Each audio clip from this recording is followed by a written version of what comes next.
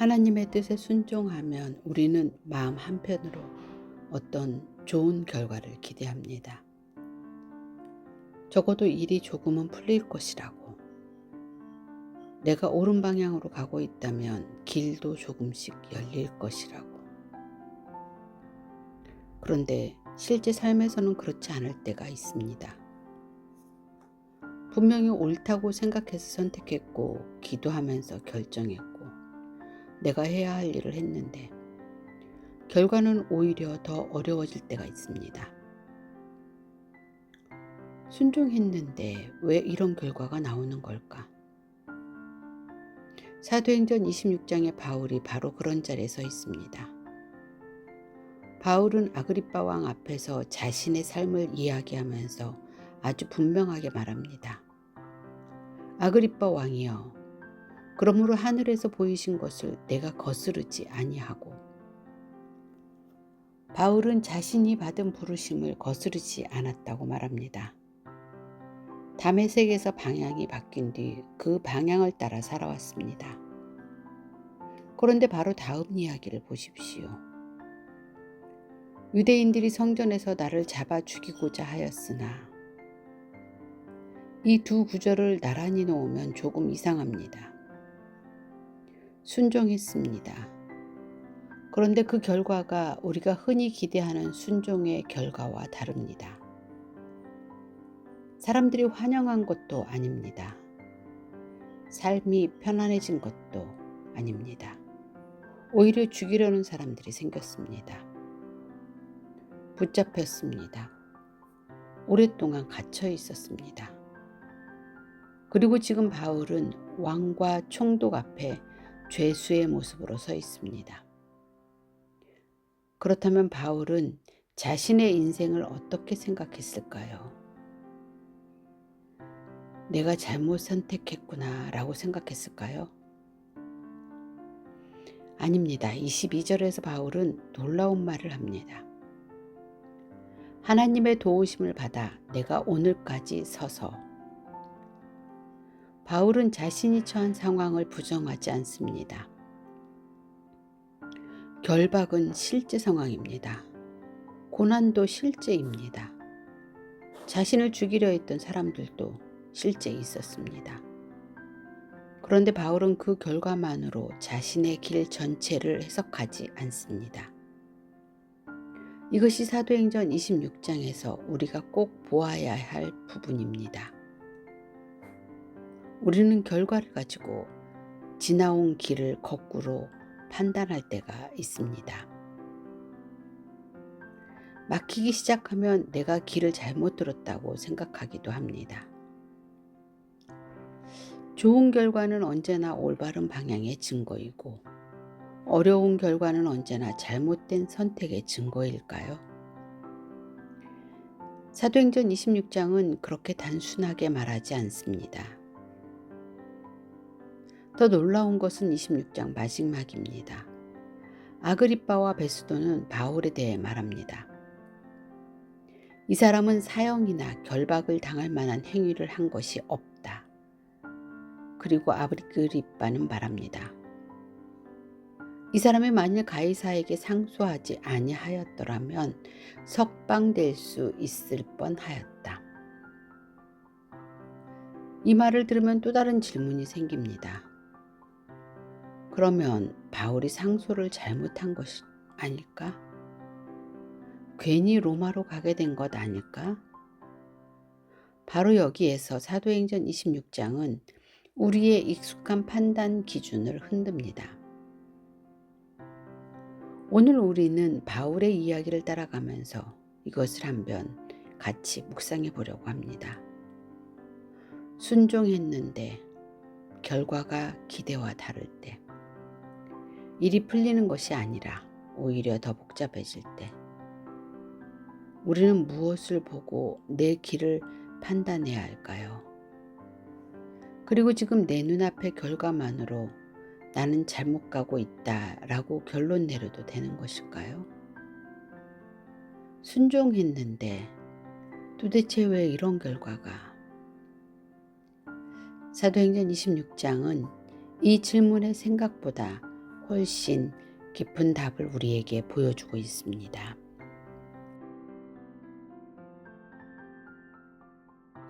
사도행전 26장은 아그리빠 왕의 한마디로 시작됩니다. 너를 위하여 말하기를 내게 허락하노라.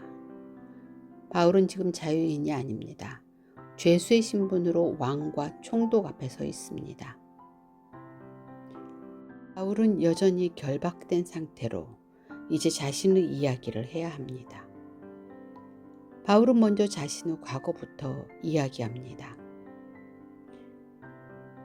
아그리빠가 유대인의 풍속과 문제를 잘 알고 있다는 사실을 말한 뒤 자신의 삶을 바울은 설명하기 시작합니다. 내가 처음부터 내 민족과 더불어 예루살렘에서 젊었을 때 생활한 상황을 유대인이 다 아는 바라. 바울은 하나님을 위해 살고 있다고 생각했습니다.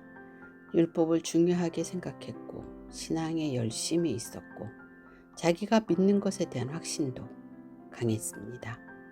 그런데 바로 이 지점에서 26장의 중요한 문제가 시작됩니다. 사람은 진심으로 믿으면서도 틀릴 수 있다는 것입니다. 우리는 보통 누군가가 잘못된 방향으로 갈 때 그 사람이 악한 의도를 가지고 있을 것이라고 생각하기 쉽습니다. 하지만 반드시 그렇지는 않습니다. 바울이 그랬습니다. 6절에서 바울은 이렇게 말합니다. 이제도 여기 서서 신문받는 것은 하나님이 우리 조상에게 약속하신 것을 바라는 까닭이니.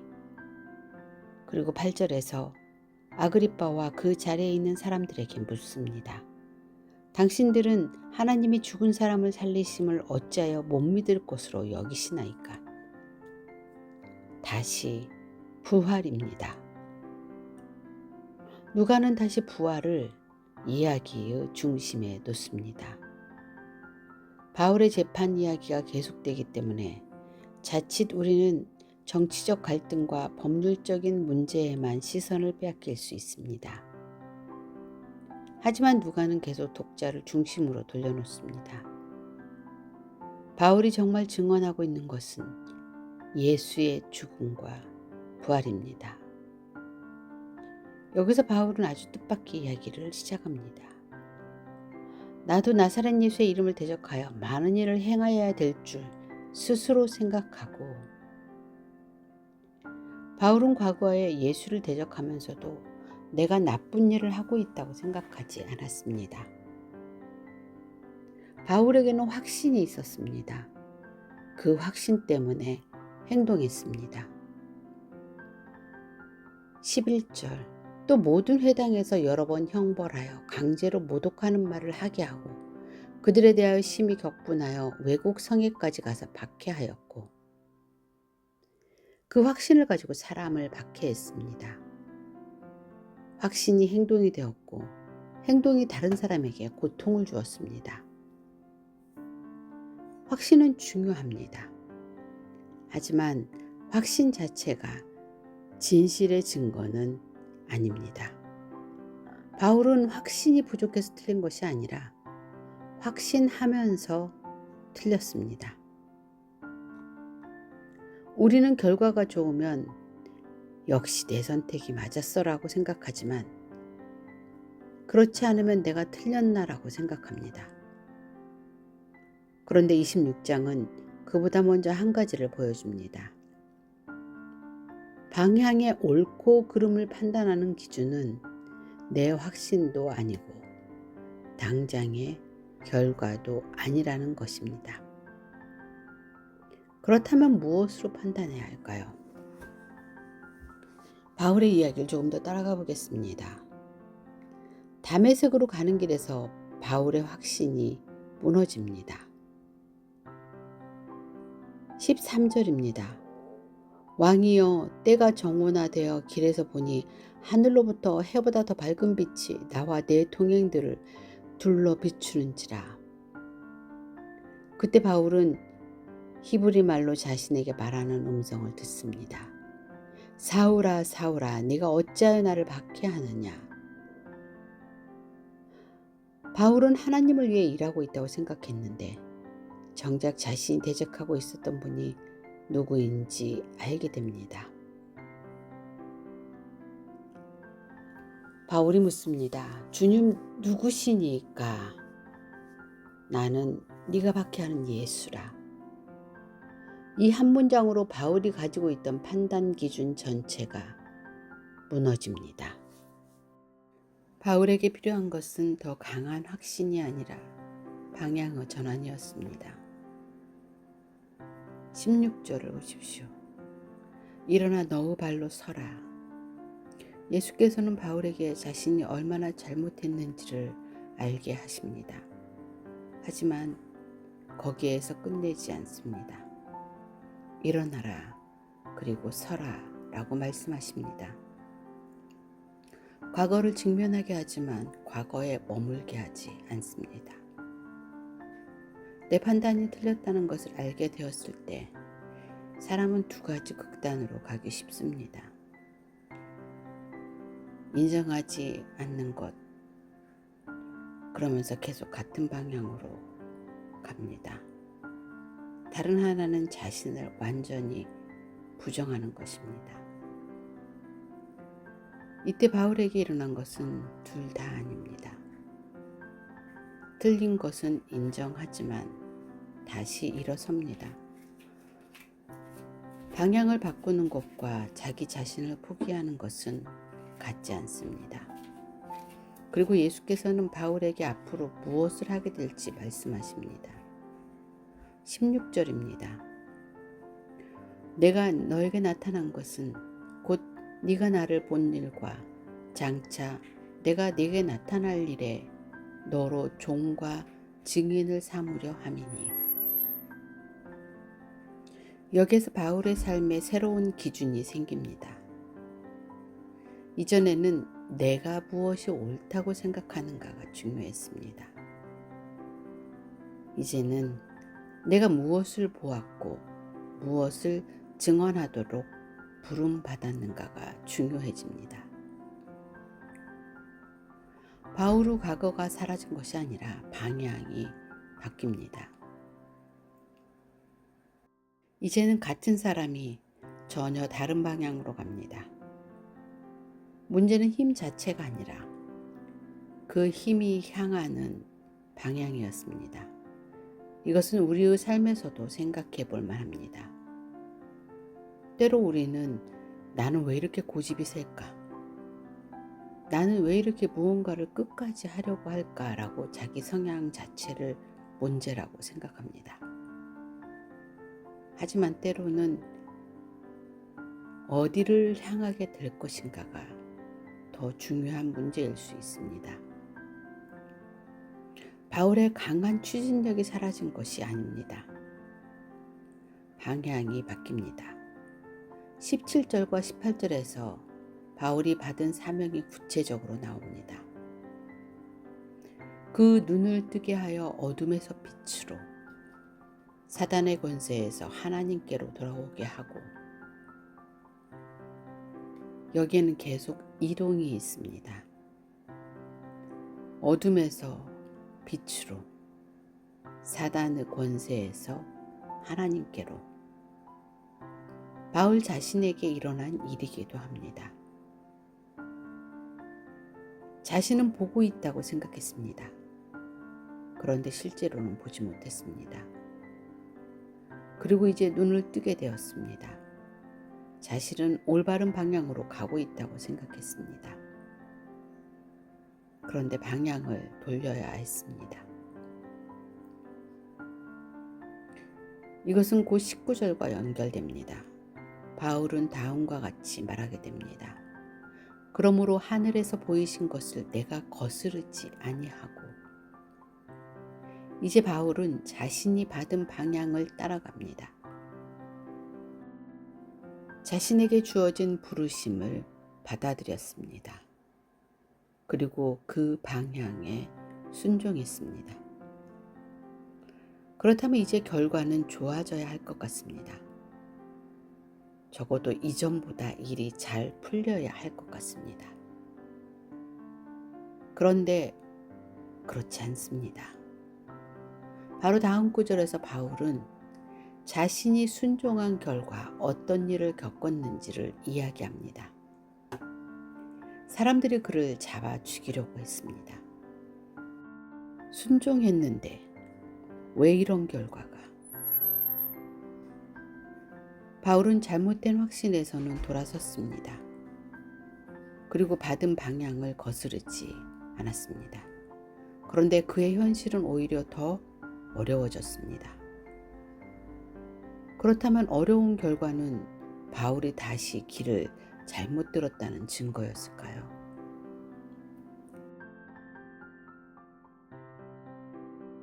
절입니다. 먼저 다메섹과 예루살렘에 있는 사람과 유대 온 땅과 이방인에게까지 회개하고 하나님께로 돌아와서 회개에 합당한 일을 하라 전하므로 바울은 자신이 받은 사명을 실제로 행했습니다. 다메섹에서 시작했습니다. 예루살렘으로 갔습니다. 유대 온 땅으로 갔습니다. 그리고 이방인에게까지 갔습니다. 삶의 방향 자체를 바꾸었습니다. 그런데 바로 다음 21절입니다. 유대인들이 성전에서 나를 잡아 죽이고자 하였으나 19절 하늘에서 보이신 것을 내가 거스르지 아니하고 21절 나를 잡아 죽이고자 하였으나 순종했습니다. 그런데 사람들이 죽이려고 합니다. 이것이 바울에게 나타난 현실입니다. 우리는 여기에서 굉장히 중요한 질문을 만나게 됩니다. 순종했는데 왜 이런 결과가 나왔을까요? 우리는 마음속에 어떤 공식을 가지고 있을 때가 있습니다. 옳은 선택은 좋은 결과로, 하나님의 뜻은 열린 길로, 그리고 순종은 일이 잘 풀림으로. 물론 성경에는 순종으로 좋은 결과를 경험하는 이야기가 있습니다. 하지만 그것을 모든 상황에 적용할 수 있는 공식으로 만들면 문제가 생깁니다. 왜냐하면 바울의 삶이 그 공식에 맞지 않기 때문입니다. 바울은 순종했지만 박해를 받았습니다. 순종했지만 붙잡혔습니다. 순종했지만 오랫동안 갇혀 있었습니다. 순종했지만 여러 차례 재판을 받아야 했습니다. 그리고 지금도 자유인이 아닙니다. 그렇다면 도대체 이것을 어떻게 해석해야 할까요? 결과가 어렵다는 사실만으로 방향이 틀렸다고 말할 수 있을까요? 사도행전 26장은 아니라고 보여줍니다. 여기서 오해하면 안 되는 것도 있습니다. 성경이 순종하면 반드시 고난을 받는다고 말하는 것은 아닙니다. 그것도 또 하나의 공식이 됩니다. 핵심은 다른 데 있습니다. 결과 하나만 가지고 순종의 진위를 따지지 말라는 것입니다. 순종의 진위를 판단하지 말라는 것입니다. 이것은 우리 삶에서 상당히 중요합니다. 여기서 중요한 것은 어려운 결과 자체가 내 선택은 틀렸다는 자동적인 증거는 아니라는 것입니다. 반대로 일이 잘 됐다고 해서 반드시 옳은 선택이었다고 말할 수도 없습니다. 열린 길이 언제나 옳은 길의 증거는 아니고 막힌 길이 언제나 틀렸다는 길의 증거도 아닙니다. 그렇다면 우리는 무엇으로 판단해야 할까요? 바울에게는 결과보다 먼저 확인할 것이 있었습니다. 무엇을 들었는가? 무엇을 믿는가? 무엇을 위해 부름받았는가? 그리고 지금 자신의 삶이 그 방향과 일치하고 있는가? 바울은 이것을 보고 있었습니다. 그래서 현재의 어려움만 가지고 자신의 지난 삶 전체를 부정하지 않습니다. 22절입니다. 하나님의 도우심을 받아 내가 오늘까지 서서 높고 낮은 사람 앞에서 증언하는 것은, 바울은 이렇게 말하지 않습니다. 하나님께서 도우셔서 모든 문제가 해결되었습니다. 하나님께서 도우셔서 나는 자유롭게 되었습니다. 바울이 말하는 것은 이것입니다. 하나님의 도우심을 받아 내가 오늘까지 서서, 이것은 우리가 생각하는 도움의 모습을 다시 생각하게 합니다. 우리는 하나님의 도움을 결과로 확인하고 싶을 때가 있습니다. 문제가 해결되었습니다. 원하는 일이 이루어졌습니다. 상황이 좋아졌습니다. 그러면 하나님이 도우셨습니다 라고 말하기 쉽습니다. 그런데 바울은 여전히 결박되어 있습니다. 그런데도 말합니다. 하나님의 도우심을 받아 내가 오늘까지 서 있다. 문제가 사라진 것만 도움은 아니라는 것입니다. 그 문제를 지나오면서도 자신이 받은 방향을 잃지 않고 여기까지 서 있는 것. 바울은 그것도 하나님의 도움으로 보고 있습니다. 이 부분은 아주 현실적입니다. 우리가 어려운 시간을 지나고 있을 때는 자꾸 없는 것만 보게 됩니다.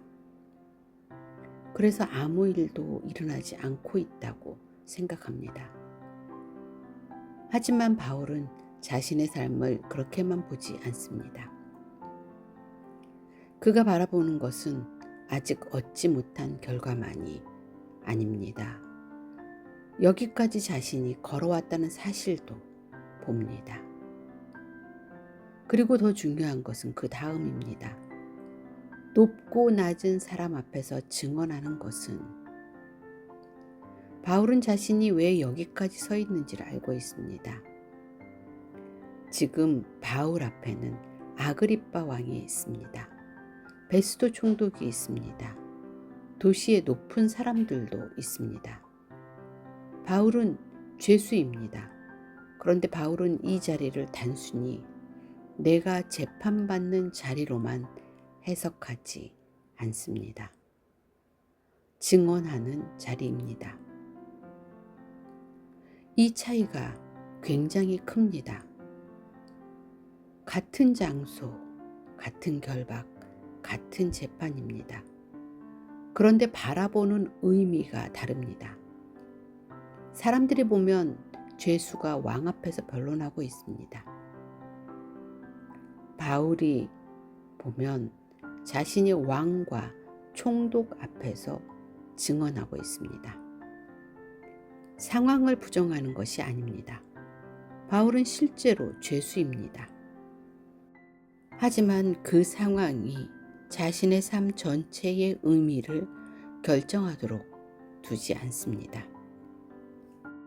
우리에게 일어나는 모든 어려움에 대해서 이 일이 일어난 이유는 이것이다 라고 단정할 수는 없습니다.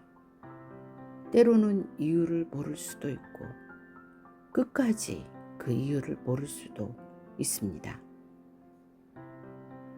사도행전 26장이 말하는 것은 이유를 다 모른다고 해서 현재의 결과 하나만으로 내 삶 전체를 실패라고 판정하지 말라는 것입니다.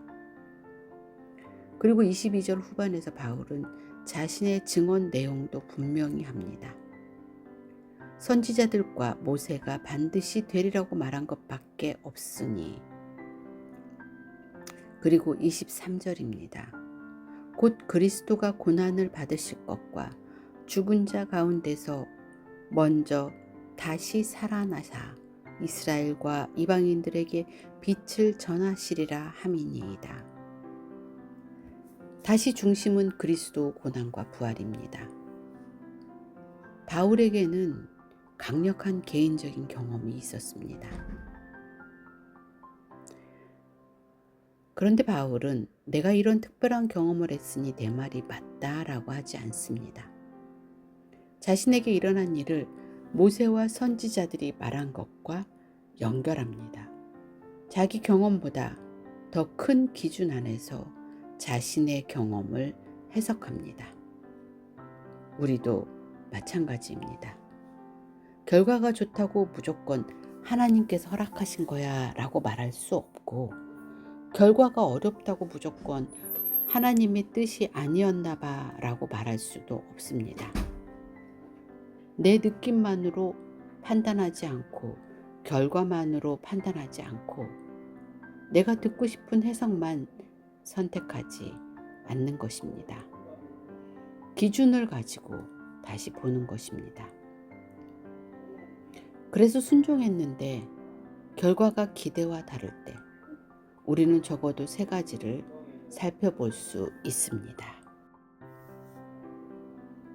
내가 순종이라고 부르는 것이 정말 성경이 말하는 방향과 맞는가?